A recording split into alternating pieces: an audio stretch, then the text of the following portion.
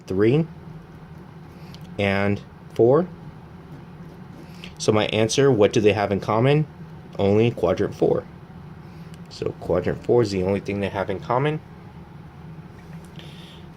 Okay, right here, use fundamental identities value. Cotangent, given that cosine is this and it's in quadrant 4. So if I have that much information, so I know that cosine is x over r. So I know that x is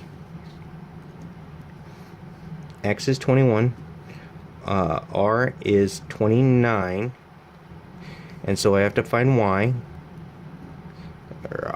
So y, my x is 21, this is 29, so use Pythagorean theorem. 21 squared plus y squared equals 29 squared.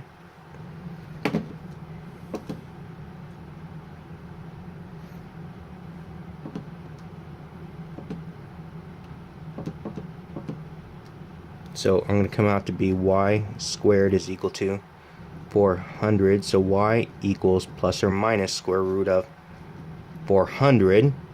Okay, so now let's look at the conditions. It's in quadrant 4. We know in the y, from right here, the y value is negative in quadrant 4. So when I do the math, y is a negative 20. So, because the square root of 400 is 20. So now we're asking for cotangent, which is x over y. So x is 21 over negative 20.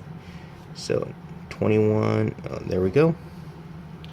And so right here, whether it's possible or impossible. So now with this right here, we know sine is y over r.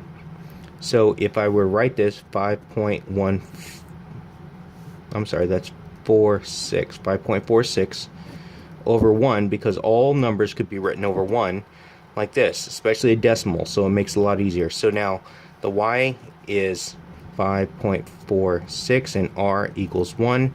That's not going to be possible because r always has to be the greatest number. My radius in any triangle y and x, radius is the hypotenuse of a right triangle, and that one's always the largest number, so that one is impossible.